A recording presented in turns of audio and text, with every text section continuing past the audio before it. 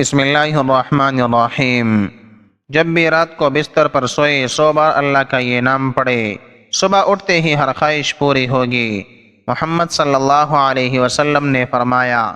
محترم ناظرین، دنیا کی ہر تہذیب نے خوابوں اور تمناؤں کو حقیقت کا روپ دینے کے لیے مختلف طریقے تلاش کیے، مگر اہل ایمان کے لیے سب سے بڑا سہارا اللہ کی یاد اور اس کے برگزیدہ نام ہے۔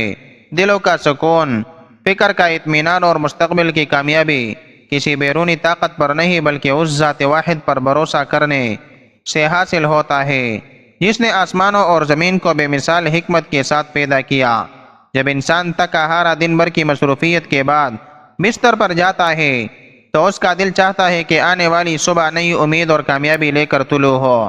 ایسے میں رسول اکرم صلی اللہ علیہ وسلم کی تعلیمات ہمیں یہ خوشخبری دیتے ہیں کہ اللہ کے پاک ناموں کی برکت سے انسان کی تقدیر کے دروازے کھل جاتے ہیں، دل کی گہرائیوں میں امنگ جاگ اٹھتی ہے اور رب کی رحمتیں اس کی زندگی کے ہر گوشے کو ڈھانپ لیتی ہے۔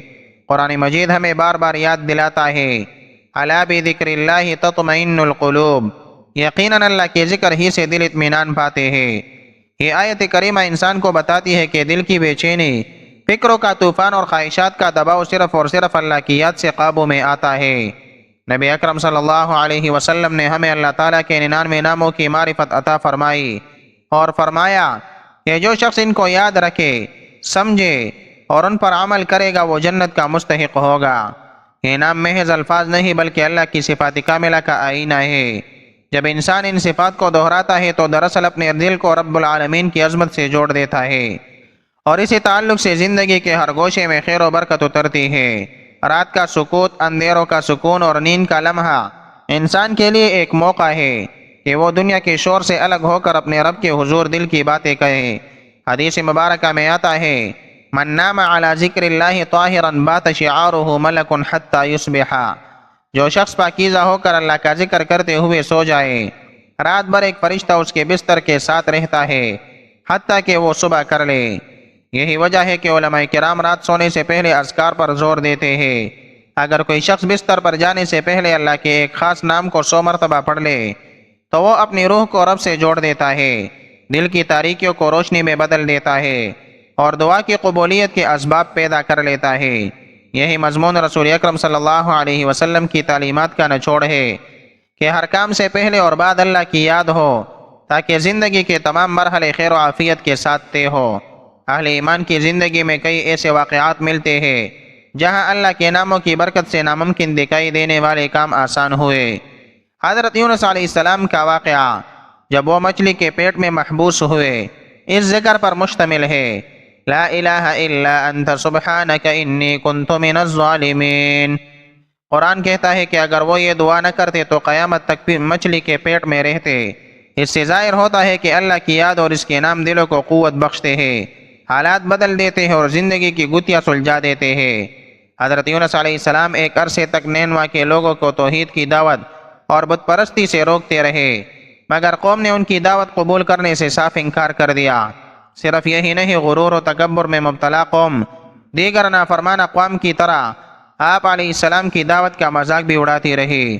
جب ان کی سرکشی اور نافرمانی انتہا کو پہنچ گئی تو اللہ تعالیٰ نے حضرت یونس علیہ السلام کو حکم دیا کہ لوگوں کو آگاہ کر دو کہ 3 دن کے اندر اندر ان پر عذاب آنے والا ہے۔ آپ علیہ السلام نے قوم میں اس کا اعلان کر دیا۔ یہ سن کر قوم یونس علیہ السلام نے آپس میں مشورہ کیا تو اس بات پر ان سب کا اتفاق ہوا کہ یونس علیہ السلام کو کبھی جھوٹ بولتے نہیں دیکھا گیا، لہذا ان کی بات نظر انداز نہیں کرنی چاہیے۔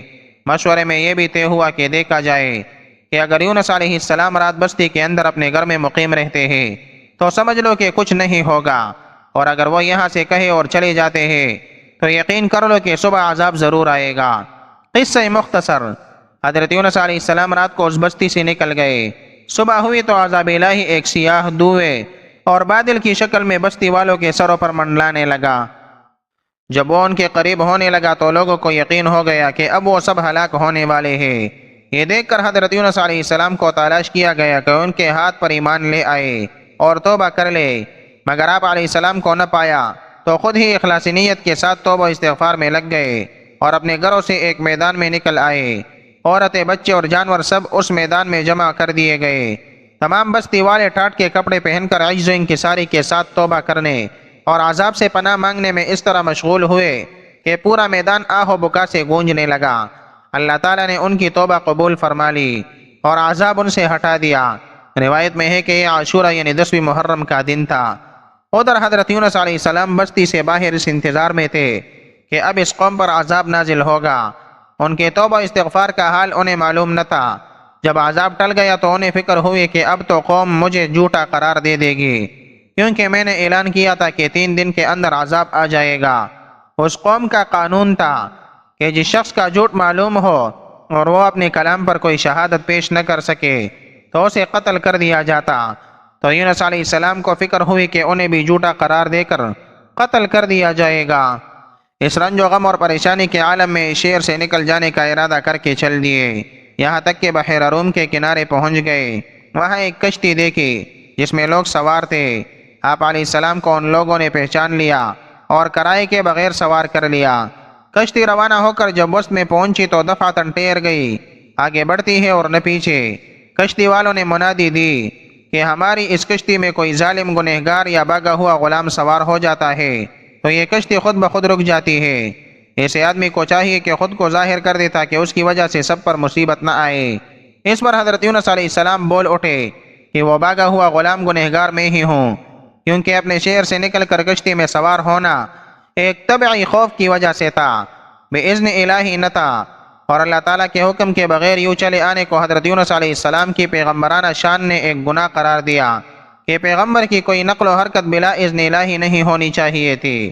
بہرحال آپ علیہ السلام نے فرمایا کہ مجھے دریا میں ڈال دو تو تم سب اس عذاب سے بچ جاؤ گے، مگر کشتی والے اس پر تیار نہ ہوئے، بلکہ انہوں نے قرآن دازی کی تاکہ جس کا نام نکلے اسے دریا میں ڈالا جائے، لیکن قرآن دازی میں بھی آپ علیہ السلام ہی کا نام نکل آیا۔ لوگوں کو اس پر تعجب ہوا تو کئی مرتبہ قرآن دازی کی گئی اور ہر مرتبہ آپ علیہ السلام ہی کا نام آتا رہا۔ قرآن کریم کی سورہ صافات کی آیت نمبر 141 میں اس قرآن دازی اور حضرت یونس علیہ السلام کا نام نکلنے کا ذکر موجود ہے۔ ایک طرف قرآن دازی میں نام نکلنے پر آپ علیہ السلام کو دریا میں ڈالے جانے کا سامان ہو رہا تھا، دوسری طرف ایک بہت بڑی مچھلی اللہ تعالیٰ کے حکم پر کشتی کے قریب منہ کھولے موجود تھی کہ آپ علیہ السلام کو اپنے پیٹ میں جگہ دے۔ حضرت یونس علیہ السلام جیسے ہی پانی میں گئے، مچھلی نے فوراً انہیں اپنے پیٹ میں لے لیا۔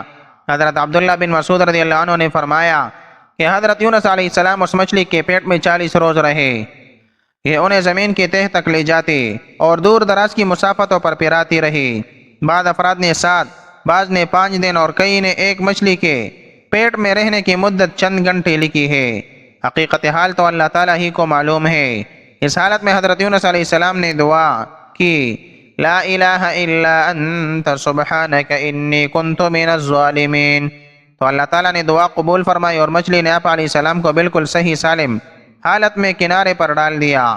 مچھلی کے پیٹ کی گرمی سے ان کے بدن پر کوئی بال نہ رہا تھا۔ اللہ تعالیٰ نے ان کے قریب ایک درخت اگا دیا جس کے پتوں کا سایہ آپ علیہ السلام کے لیے راحت کا سبب بن گیا۔ نیز ایک جنگلی بکری اللہ تعالیٰ کے حکم سے صبح شام آپ علیہ السلام کے پاس آ کڑی ہوتی اور آپ علیہ السلام اس کا دودھ پی لیتی۔ اس قصے کے جتنے اجزاء قرآن پاک میں مذکور ہے یا احادیث مبارکہ سے ثابت ہے وہ تو یقینی ہے۔ حضرت ابو ہریرہ رضی اللہ عنہ سے منقول ہے کہ رسول اکرم صلی اللہ علیہ وسلم نے فرمایا، جب اللہ تعالیٰ نے حضرت یونس علیہ السلام کو مچھلی کے پیٹ میں قید کرنے کا ارادہ فرمایا تو مچھلی کو حکم دیا، ان کو لے لو لیکن ان کے گوشت پر تیرا تصرف نہیں، کیونکہ یہ تیری غذا نہیں ہے۔ جب مچھلی آپ علیہ السلام کو لے کر سمندر کی انتہائی نچلی سطح میں پہنچی تو آپ علیہ السلام نے کچھ آہٹیں سنی۔ اس پر اللہ تعالیٰ نے وحی فرمائی، یہ سمندری جانوروں کی تسبیح ہے۔ اس موقع پر حضرت یونس علیہ السلام نے بھی تسبیح کی۔ جب فرشتوں نے آپ علیہ السلام کی تسبیح سنی تو بارگاہ خداوندی میں عرض کرنے لگے، اے ہمارے پروردگار، ہم ایک نحیف اور کمزور سی آواز کسی اجنبی زمین سے سن رہے ہیں۔ اللہ تعالیٰ نے فرمایا، یہ میرا بندہ یونس علیہ السلام ہے۔ فرشتوں نے عرض کیا، وہ تو نیک بندے ہیں اور ان کی طرف سے ہر شب و روز آپ کے پاس نیک عمل پہنچتا ہے۔ اللہ تعالیٰ نے فرمایا، ہاں یہ میری بہت اچھی تسبیح کرتے ہیں۔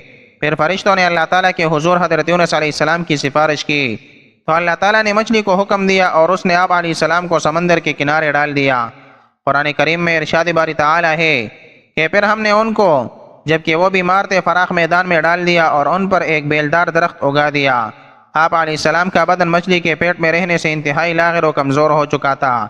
ابن مسعود رضی اللہ عنہ فرماتے ہیں کہ آپ علیہ السلام ایسے ہو گئے تھے جیسے چوزا جس پر ابھی پر بھی نہ آئے ہو۔ ابن عباس رضی اللہ عنہ اور زید رضی اللہ عنہ فرماتے ہیں کہ جب بچہ پیدا ہوتا ہے اس وقت کے بچے کی طرح آپ علیہ السلام کی حالت تھی اور بالکل دنی ہوئی روئی کی طرح نرم و نازک تھے اور بدن پر کچھ نہ تھا۔ روایت میں ہے کہ جب آپ علیہ السلام مچھلی کے پیٹ میں ٹھہر گئے تو گمان کیا کہ شاید وفات پا گئے ہیں۔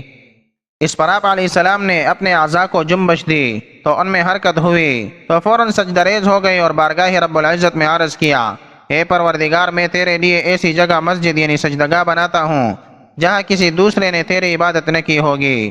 قرآن پاک میں اللہ تعالیٰ کا ارشاد ہے، پھر اگر وہ اللہ کی پاکی بیان نہ کرتے تو لوگوں کے اٹھائے جانے کے دن تک اس کے مچھلی کے پیٹ میں ہی میں رہتے۔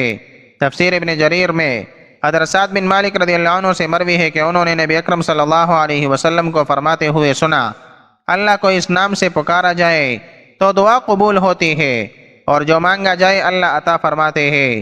یعنی حضرت یونس علیہ السلام کی دعا کے ساتھ راوی کہتے ہیں کہ میں نے استفسار کیا، یا رسول اللہ، یہ حضرت یونس علیہ السلام کے لیے خاص ہے یا تمام مسلمانوں کے لیے ہے؟ آپ صلی اللہ علیہ وسلم نے فرمایا، یہ حضرت یونس علیہ السلام کے لیے خاص ہے اور مومنین کے لیے عام۔ جب بھی وہ اس کے ساتھ دعا کرے، کیا تم نے اللہ کے فرمان کو نہیں سنا؟ پھر یونس علیہ السلام نے اپنے رب کو تاریکیوں میں پکارا، لا الہ الا انت سبحانک انی کنت من الظالمین، تیرے سوا کوئی معبود نہیں، تو پاک ہے، بے شک میں ہی قصوروار ہوں۔ تو ہم نے اس کی دعا قبول کی اور اس کو غم سے نجات دی اور ہم مومنین کو اس طرح نجات دیتے ہیں۔ حضرت سعد رضی اللہ عنہ سے مروی ہے کہ رسول اکرم صلی اللہ علیہ وسلم نے فرمایا، جس نے حضرت یونس علیہ السلام کی دعا کے ساتھ دعا کی اس کی دعا ضرور قبول ہوگی۔ ناظرین، موجودہ دور میں جہاں انسان بے شمار خواہشات، معاشی دباؤ، رشتوں کے مسائل اور فکری انتشار سے دوچار ہے، وہاں سب سے مضبوط سہارا یہی ہے کہ وہ ہر رات رب کے نام لے کر سوئے اور اسی پر اعتماد رکھے۔ اللہ تعالیٰ اپنی قدرت کاملہ سے وہ دروازے کھولتا ہے جن کی انسان نے کبھی تمنا بھی نہ کی ہو۔ سورہ طلاق کی آیت ہمیں یقین دلاتی ہے، وَمَن يَتَّقِ اللَّهَ يَجْعَل لَّهُ مَخْرَجًا وَيَرْزُقْهُ مِنْ حَيْثُ لَا يَحْتَسِبُ، جو شخص اللہ سے ڈرتا ہے اللہ اس کے لیے راستہ نکال دیتا ہے اور اسے وہاں سے رزق دیتا ہے جہاں سے اسے گمان بھی نہیں ہوتا۔ اسی پس منظر میں رات کو 100 بار اللہ کے ایک منتخب نام کا ذکر صرف روحانی سکون ہی نہیں بلکہ امید کی نئی کرن بھی پیدا کرتا ہے۔ حدیث مبارکہ میں دعا اور ذکر کو قضا قدر بدلنے والا عامل قرار دیا گیا ہے۔ قضا کو کوئی چیز نہیں بدل سکتی مگر دعا، لہذا جب انسان دل کی گہرائی سے اللہ کو یاد کرتا ہے تو دعا کے دروازے کھل جاتے ہیں اور رحمت کے بادل برسنے لگتے ہیں۔ ذکر الہی کا یہ لمحہ محض الفاظ کا تکرار نہیں بلکہ ایمان کی ایک تجدید ہے۔ یہ عمل ہمیں یہ باور کراتا ہے کہ کائنات کی ہر قوت اللہ کے قبضے قدرت میں ہے، وہ چاہے تو لمحوں میں حالات بدل دے۔ اولیاء کرام اور صوفیاء اعظام نے اپنی زندگیوں میں اسی نکتہ پر زور دیا کہ ذکر سے دل زندہ رہتا ہے اور انسان کے اندر یقین کی قوت پیدا ہوتی ہے۔ حضرت حسن بصری رحمہ اللہ فرماتے ہیں، ذکر اللہ سے بہتر کوئی شے نہیں، اگر دل مردہ ہو تو ذکر سے زندہ ہو جاتا ہے۔ یہی وجہ ہے کہ امت کے نیک لوگ رات کو اللہ کے ذکر کے ساتھ سونے کو اپنی زندگی کا معمول بنا لیتے ہیں۔ جب وہ سو کر اٹھتے ہیں تو دل ہلکا، فکر پرسکون اور امید روشن ہوتی ہے۔ صبح کا سورج ان کے لیے نئی خوشخبریاں لے کر طلوع ہوتا ہے اور وہ یقین رکھتے ہیں کہ رب ان کی پوشیدہ تمناؤں کو بھی جانتا ہے اور بہتر انداز میں پوری فرمائے گا۔ ہماری نسل کو اس عمل کی طرف راغب کرنا اس لیے بھی ضروری ہے کہ جدید دنیا کی تیز رفتاری نے دلوں کو بے قرار کر دیا ہے۔ رات کا ذکر ایک روحانی ڈال فراہم کرتا ہے، انسان کے اندر مثبت سوچ پیدا کرتا ہے اور ہر نئی صبح کو کامیابی کے پیغام میں بدل دیتا ہے۔ جب انسان اللہ کا نام لیتا ہے تو دراصل وہ اپنے دل پر یہ مہر لگاتا ہے کہ میرا بھروسہ اسی پر ہے۔ یہی ایمان انسان کو سکون بخشتا ہے، اسے مایوسی سے بچاتا ہے اور اسے مستقبل کے خواب پورے کرنے کا حوصلہ دیتا ہے۔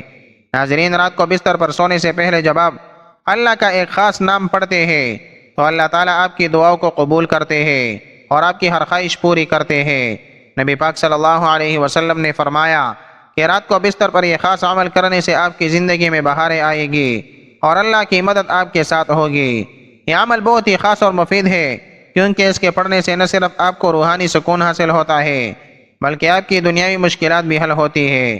اس عمل کا سب سے بڑا فائدہ یہ ہے کہ جب آپ اللہ کے نام پڑھتے ہیں تو اللہ کی خصوصی رحمت اور برکات آپ کے ساتھ ہوتی ہے۔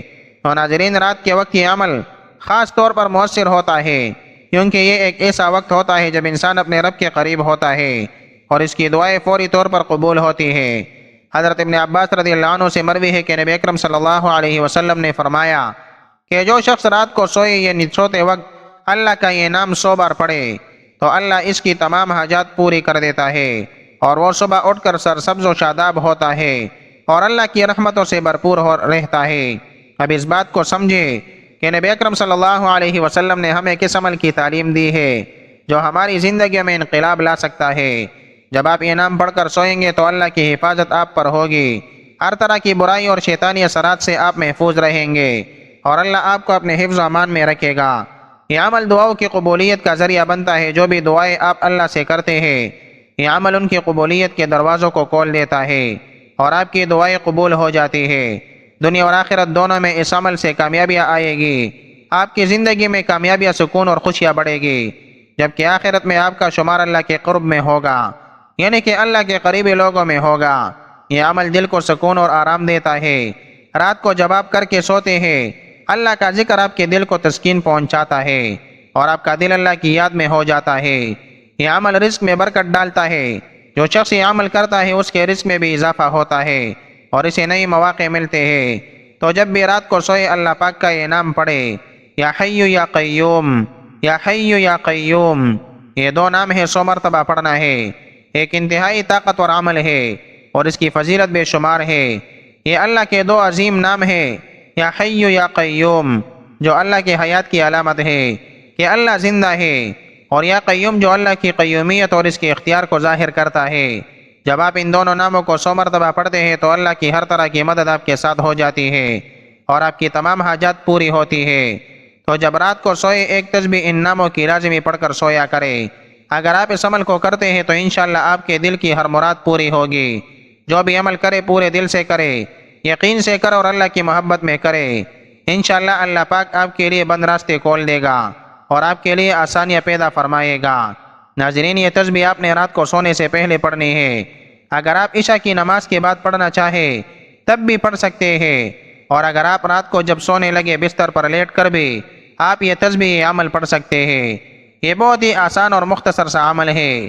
آپ نے رات کو باوضو حالت میں سونے سے پہلے حضور پاک صلی اللہ علیہ وسلم کی ذات اقدس پر درود پاک کا نذرانہ پیش کرنا ہے۔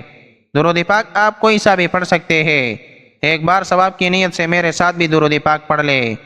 اللہم صلی علی محمد وعلی آل محمد کما صلیت علی ابراہیم وعلی آل ابراہیم انک حمید مجید۔ اللہم بارک علی محمد وعلی آل محمد کما بارکت علی ابراہیم وعلی آل ابراہیم انک حمید مجید۔ درود پاک پڑھنے کے بعد آپ نے ایک تسبیح یا حی یا قیوم، یا حی یا قیوم، یا حی یا قیوم پڑھنی ہے۔ یہ ایک تسبیح پڑھنے کے بعد آپ نے ایک تسبیح لا الہ الا انت سبحانک انی کنت من الظالمین پڑھنی ہے، اور ایک تسبیح آپ نے استغفر اللہ، استغفر اللہ، استغفر اللہ کی پڑھنی ہے۔ آخر میں پھر آپ نے دوبارہ درود پاک پڑھنا ہے جو شروع میں پڑھا تھا۔ ناظرین، دلوں کا سکون تمناؤں کی تکمیل اور آنے والے دنوں کی خوشخبری کسی بیرونی سہارا نہیں بلکہ اسی ذات باری تعالیٰ سے جڑی ہوئی ہے جس نے ہمیں اپنے اسماء الحسنہ کے ذریعے اپنی پہچان عطا فرمائی۔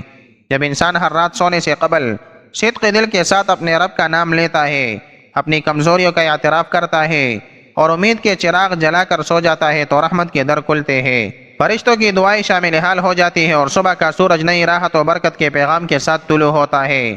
قرآن حکیم اور سنت نبوی صلی اللہ علیہ وسلم یہی سبق دیتے ہیں۔ یہ ذکر الہی زندگی کی تاریکیوں کو روشنی میں بدل دیتا ہے اور دعا کے دریا کو جوش عطا کرتا ہے۔ لہذا اپنی زندگی کے ہر دن اور ہر رات کو اللہ کی یاد سے مزین کیجیے، کیونکہ کامیابی، راحت اور دل کی مرادیں اسی کی چوکٹ سے ملتی ہے۔ آخر میں میری اللہ تعالیٰ سے دعا ہے کہ اللہ تعالیٰ میرا سنانا اور آپ کا سننا اپنی پاک بارگاہ الہی میں قبول و منظور فرمائے۔ جو مانگا مقدر فرمائے، جو نہیں مانگ سکے بن مانگے عطا فرمائے۔ اللہ تعالیٰ نیکی کی بات کو سننے سمجھنے اور اس پر عمل کرنے کی طاقت اور توفیق مرحمت فرمائے۔ آمین ثم آمین۔ ناظرین، آپ سے گزارش ہے کہ اپنے رزق میں برکت، وسعت اور کشادگی کے لیے اللہ تعالیٰ کے 99 ناموں میں سے کوئی ایک نام لکھ کر کمنٹ سیکشن میں ضرور شیئر کرے۔ اللہ تعالیٰ ہم سب کا حامی اور ناصر ہو، آمین۔ جزاک اللہ۔